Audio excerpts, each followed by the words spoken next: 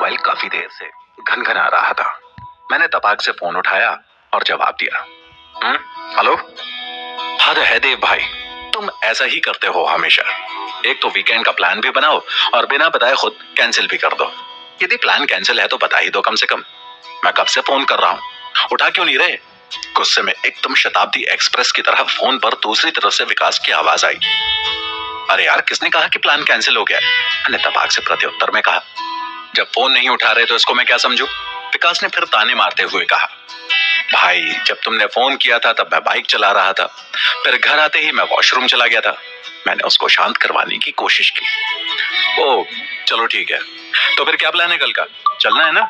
विकास ने उत्सुकता से मुझसे पूछा। बिल्कुल भाई, मैंने हामी भरी। मैंने तो सब तैयारी कर लिया, बाकी तुम्हारे ऊपर है, विकास ने इस बार खुश होकर कहा। तो फिर बताओ, कल कब और कहां मिलोगे? मैंने विकास से कल के प्लान को अमली जामा पहनाने के लिए पूछा। देखो, मैं आज रात 11:30 बजे गुरुग्राम से बस से निकलूंगा, जो मुझे देहरादून ISBT सुबह 5:30 बजे पहुंचा देगी। फिर मैं वहां से रेलवे स्टेशन पहुंच जाऊंगा। तुम वहां कितने बजे तक आ जाओगे? मैं 6 बजे तक आ जाऊंगा। तब तक तुम मसूरी जाने के लिए टिकट ले लेना, मैंने जवाब दिया। ठीक है, हमेशा की तरह देर मत करना, समय से आ जाना, नहीं तो मैं वहां बैठे बैठे बोर हो जाऊंगा, विकास ने कहा। मैंने उसको फोन पर ही दिलासा दिया और उम्मीद बनाए रखने को कहा। मैं देव देहरादून में शास्त्री नगर अपने घर आया हुआ था। विकास गुरुग्राम में पिछले 4 साल से किसी कंपनी में नौकरी करता था। हम दोनों ने शुक्रवार और शनिवार 2 दिनों की ट्रैकिंग पर जाने की योजना बनाई थी।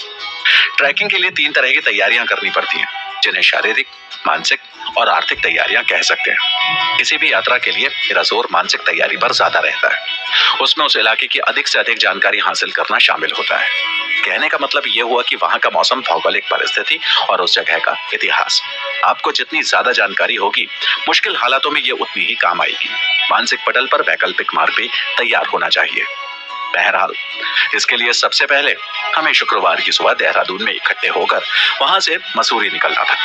देहरादून से मसूरी लगभग 35 किलोमीटर की दूरी और 6170 फुट की ऊंचाई पर स्थित है। यह पहाड़ों की रानी के नाम से विख्यात है। मसूरी हम लोग बस से ही जाने वाले थे, जो देहरादून रेलवे स्टेशन के बाहर से ही मिलती थी। हम दोनों इस शुक्रवार को परिटिब्बा, जिसे चुड़ैलों की पहाड़ी के नाम से भी जाना जाता था, वहां जाने का प्रोग्राम बना रहे थे, जो कि मसूरी से 12 किलोमीटर की पैदल ट्रैकिंग थी। फिर उसी दिन शाम ढलने से पहले तक ट्रैकिंग खत्म करने के बाद परिटिब्बा से वापस मसूरी तक आना था। वहां से अगले दिन 7 किलोमीटर दूर जॉर्ज एवरेस्ट भी जाना था और उसके बाद में रात वहीं जॉर्ज एवरेस्ट में स्थित रिवर स्टोन कॉटेज में ही रुकना था। अगले दिन शनिवार को दोपहर तक जॉर्ज एवरेस्ट में वहां की वादियों का आनंद लेना था और फिर शाम को कंपनी गार्डन घूमकर जॉर्ज एवरेस्ट के पास रिवर स्टोन कॉटेज में ही विश्राम करना था। फिर अगली सुबह रविवार को देहरादून के लिए वापस आना था। वहां से शाम से पहले विकास को गुरुग्राम के लिए निकलना था और मुझे दोपहर की ट्रेन से लखनऊ। हेलो, किधर हो भाई? अभी घर से निकले नहीं क्या? सुबह 5:30 बजे विकास मुझे फोन पर कहता है। अरे, बस निकल ही रहा हूँ, मैं 6:15 बजे तक आ जाऊंगा। ऐसा करो, तब तक तुम मसूरी जाने के लिए 2 टिकट ले लो। मैं विकास को यह कहकर तैयार होने लगा, क्योंकि मैं उसके कॉल आने पर ही उठा था। रेलवे स्टेशन मेरे घर से मात्र 4 किलोमीटर की अल्प दूरी पर ही था। मुझे वहां पहुंचने में केवल 15 से 20 मिनट ही लगते। आधे घंटे में ही मैं नहा धोकर फ्रेश हो गया और पिट्ठू बैग उठाकर चलने ही वाला था कि मेरा फोन एक बार फिर से घनघनाया। अरे, किधर पहुंचे? मैं टिकट लेने वाली पंक्ति में खड़ा हूं और मेरी बारी आ गई है। यदि तुम्हें और वक्त लगेगा तो बोलो, मैं थोड़ी देर बाद टिकट लूंगा, विकास ने काफी तेज स्वर में बोला, क्योंकि वहां भीड़ ज्यादा होने की वजह से शोरगुल में उसकी आवाज दब सी रही थी। अरे भाई, मैं पहुंच गया हूँ, बस अभी विक्रम से ही उतर रहा हूँ। ऐसा करो, 2 टिकट ले लो, मैंने विकास को कहा। अभी फोन रखे कुछ ही पल हुए थे कि फिर से विकास का फोन आ गया। अरे, मसूरी में किधर जाना है? ये टिकट काटने वाले भाई साहब कह रहे हैं कि मसूरी में 2 स्टॉप्स हैं और केवल उन्हीं 2 जगह बस रुकती है।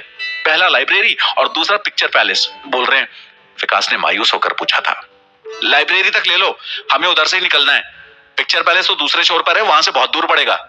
ये कहकर मैंने फोन को काट दिया और विकास की तरफ बढ़ चला।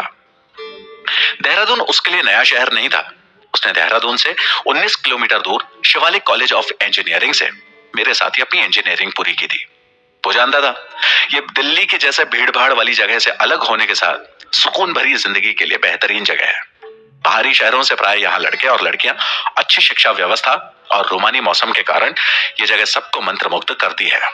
शहर की भाषा, लहजा, रफ्तार, आत्मविश्वास इत्यादि सभी में एक तीक्ष्ण तेजी के साथ साथ एक जादुई एहसास था जो हर किसी को अपनत्व का एहसास करवाता था। छोटे या बड़े शहरों से आने वाले लोगों को यहाँ खुद के अनुकूल ढालने में ज्यादा वक्त नहीं लगता था। इस शहर ने कभी किसी को बाहरी होने का एहसास नहीं कराया और ये बात बाहर से आए लोगों को भी अच्छी तरह पता थी। लोग खुद को जरूरत के हिसाब से ढाल लेते थे और किसी बदलाव को लेकर सशंकित नहीं थे। मैं अगले ही क्षण में विकास के सामने था और वो टिकट लेकर मुस्कुराते हुए मेरी तरफ बढ़ रहा था। हम दोनों ने एक दूसरे से गर्मजोशी से अभिवादन किया। विकास ने मुझे देर से आने के लिए दोषी ठहराया। मैंने भी कुछ छोटे मोटे बहाने बनाए। अपना बचाव करते हुए बोला, भाई मैं योजनाएं बनाने में विश्वास नहीं रखता। योजना बनाने का अर्थ है कि आपको प्रस्थान का एक दिन निर्धारित करना पड़ेगा, एक बजट निर्धारित करना पड़ेगा। जैसे जैसे दिन पास आता है दबाव के साथ साथ तनाव हावी हो जाता है। बगायती करने में तो तुमने पीएचडी कर रखी है। एक तो देर से आओ, उल्टे प्रवचन भी सुनो। विकास के इतना कहते ही हम दोनों हंस पड़े। अच्छा टिकट लाओ, देखे कौन सी बस में जगह मिली है, क्योंकि सामने मसूरी जाने के लिए 2 बस खड़ी है। मैंने रौब झाड़ते हुए कहा। UK 07XX9134 ये बस का नंबर है और सीट नंबर 7 और 8 है। इतना कहने के बाद विकास दोनों बस के नंबर प्लेट को देखकर मिलान करने लगा। हम दोनों ने देखा कि जिस बस की टिकट हमें मिली थी वो हम लोगों के दाईं तरफ ही खड़ी थी। विकास ने टिकट वापस जेब में रखे और हम मसूरी जाने वाली बस में अपनी सीट पर बैठ गए। इस बात की भी खुशी हुई कि हमें जो सीट मिली थी उसमें एक सीट खिड़की वाली थी, जिससे हम देहरादून से मसूरी जाने तक इस नैसर्गिक सुंदरता का भरपूर नजारा ले सकते थे। हम दोनों आज बहुत रोमांचित थे। उसके पीछे की वजह यह थी कि हम लोग ट्रैकिंग पर पहली बार एक साथ जा रहे थे। वैसे तो विकास मेरे कॉलेज के वक्त से ही मित्र है और हम लोग काफी जगह एक साथ घूमे थे, परंतु ये पहला अवसर था जो कई महीनों से ट्रैकिंग का प्लान टालते टालते आज पूरा होने वाला था। हम दोनों की जो बातों का सिलसिला शुरू हुआ वो मसूरी जाकर ही टूटा। वो अपनी व्यथा सुना रहा था कि उसके परिवार वाले उस पर शादी का दबाव बना रहे हैं, लेकिन वो अपने कॉलेज के दिनों से ही हमारे कॉलेज की एक लड़की को पसंद करता है और उसी से शादी करने का विचार भी है। मैंने उसे सुझाव भी दिया कि अगर वो कहे तो मैं उसकी बात आगे बढ़ा सकता हूँ, क्योंकि वो जिस लड़की के प्रेम में गिरफ्तार था वो मेरे ही साथ मेरी कंपनी में जॉब कर रही थी। विकास ने कहा कि वो अपने दिल की बात खुद ही बताना बेहतर समझता है और साफ शब्दों में मुझे उसे कुछ भी कहने से मना कर दिया। विकास के अंदर अजीब सी झिझक और बेचैनी थी कि यदि उसने मना कर दिया तो शायद उसकी बची खुची उम्मीद भी चली जाएगी। विकास ने यह भी बताया कि उसे देखकर उसमें पॉजिटिव एनर्जी आती है जो किसी भी तरह के काम को करने में उसे बल प्रदान करती है। उसकी बातों को सुनने के बाद मैंने उसे समझाते हुए कहा, प्रेम के कारण नहीं होते हुए परिणाम होते हैं मित्र, पर प्रेम में परिणाम की चिंता तब तक नहीं होती जब तक देर ना हो जाए। पंछी घर के छतों, मेट्रो की सीढ़ियों, कॉलेज के खुले मैदानों में या फिर पार्क के पेड़ों के इर्द गिर्द अपनी जिंदगी के नीड़ बनाने के सपनों में खोए रहते हैं और परिणाम अपनी परिणति की ओर मंद गति से चला जाता है। ये परिणति सुखद होगी या दुखद, या फिर दुखद परिणति का सुखद परिणाम, या फिर इसका उल्टा होगा, ये महज इस बात पर निर्भर करता है कि प्रेम का परिमाण कितना है भी या नहीं। मेरी बातों का उस पर असर न होता देख मैंने भी उसे उसके हाल पर छोड़ दिया। बातों और किस्सों से पता ही नहीं लगा कि 1.5 घंटे की यात्रा इतनी सरलता से कैसे गुजर गई। हम ठीक 8:12 पर मसूरी में खड़े थे। मसूरी का इतिहास सन 1825 में एक साहसिक ब्रिटिश मिलिट्री अधिकारी और श्री शोर, जो देहरादून के निवासी और अधीक्षक द्वारा वर्तमान मसूरी स्थल की खोज से आरंभ होता है। मसूरी भारत के उत्तराखंड राज्य का एक पर्वतीय नगर है, जिसे पर्वतों की रानी भी कहा जाता है। देहरादून से 35 किलोमीटर की दूरी पर स्थित है। मसूरी उन स्थानों में से एक है जहां लोग बार बार घूमने जाते हैं। ये पर्वतीय पर्यटन स्थल हिमालय पर्वतमाला के शिवालिक श्रेणी में पड़ता है। इसकी औसत ऊंचाई समुद्र तल से 2005 मीटर यानी 6600 फुट है, जिसमें हरित पर्वत विभिन्न पादप प्राणियों समेत बसते हैं। उत्तर पूर्व में हिममंडित शिखर सिर उठाए दृष्टिगोचर होते हैं, तो दक्षिण में दून घाटी और शिवालिक श्रेणी दिखती है। इसी कारण यह शहर पर्यटकों के लिए परी महल जैसा प्रतीत होता है। मसूरी गंगोत्री का प्रवेश द्वार भी है। देहरादून में पाई जाने वाली वनस्पति और इसके जीव जंतु इसके आकर्षण को और भी बढ़ा देते हैं। दिल्ली और उत्तर प्रदेश के निवासियों के लिए ये लोकप्रिय ग्रीष्मकालीन पर्यटन स्थल है। जब विकास और मैं मसूरी पहुंचे, चारों तरफ से बादलों ने अपने सफेद आंचल से मसूरी को ढक रखा था। ऐसा लग रहा था कि मानो मसूरी ने बादलों की सफेद चादर ओढ़ रखी हो। गर्मी के मौसम में भी मसूरी में सैलानियों की काफी भीड़ थी। इसकी वजह मसूरी का ठंडा वातावरण था, क्योंकि नीचे मैदानी क्षेत्रों में इस वक्त काफी गर्मी थी। मसूरी पहुंचते ही सबसे पहले हम लोग बस स्टैंड से ऊपर की तरफ बढ़ने लगे। लगभग 150 मीटर की दूरी तय करने के बाद हम लाइब्रेरी चौक पहुंच गए। वहां से मॉल रोड की तरफ जा ही रहे थे कि तभी वहीं पास की दुकान से गर्मा गर्म इलायची और अदरक की चाय की खुशबू ने हमें उस दुकान के अंदर जाने पर विवश कर दिया। हमारे कदम उस मनमोहक सुगंध की ओर अकस्मात ही चल पड़े।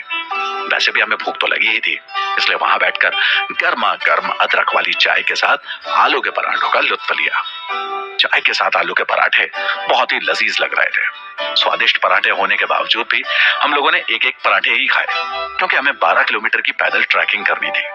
विकास ने गूगल मैप में देखा और बताया कि हमें मॉल रोड से होते हुए वुडस्टॉक स्कूल तक जाना है। फिर वहां से दक्षिण की तरफ जाने पर नीचे की तरफ एक ढाल मिलेगी जो सीधे धोबी घाट तक जाएगी। धोबी घाट से मात्र 7 किलोमीटर की दूरी पर ही परी टिब्बा है। हम दोनों अपने लक्ष्य की तरफ बढ़ चले थे। इस सफर में हमारा मौसम भी बखूबी साथ दे रहा था। धूप का कहीं भी नामो निशान नहीं था और ठंडी ठंडी हवाएं हमारे हौसले को और बढ़ा रही थी। थोड़ी देर में ही हम लोग वुडस्टॉक स्कूल पहुंच गए।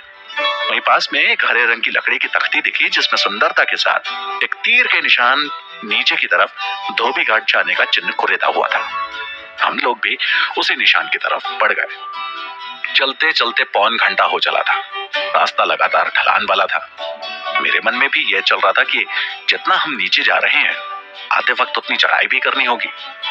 चलते चलते दिमाग भी एक यात्रा पर निकल पड़ता है। वो यात्रा जो थकान के एहसास को कहीं पार्श्व में डाल देती है, हमारे जहन के कई सारे ख्यालों के जवाब की तलाश में उलझाए रखता है। कई छोटी बड़ी ख्याल जहन में यात्राएं करने लगते हैं। ऐसी यात्राएं जिनकी कोई मंजिल नहीं होती, जिनका कोई ठीक ठाक रास्ता भी नहीं होता। ऐसे ही कई ख्याल इस वक्त दिमाग की दुनिया में अपनी अपनी यात्राओं में व्यस्त थे। उन्हीं में से एक ये भी कि इतनी लंबी थकान भरी लगातार ट्रैकिंग पहली बार की जा रही है। इसे पहली बार किसने तय किया होगा, और कौन होगा जिसे इस रास्ते को मापने का ख्याल आया होगा। मील के वो पत्थर रखने वाला और उन्हें मापी जा सकने वाली दूरियों में ढालने वाला कोई तो रहा होगा, जो इस आवारगी को जीता होगा।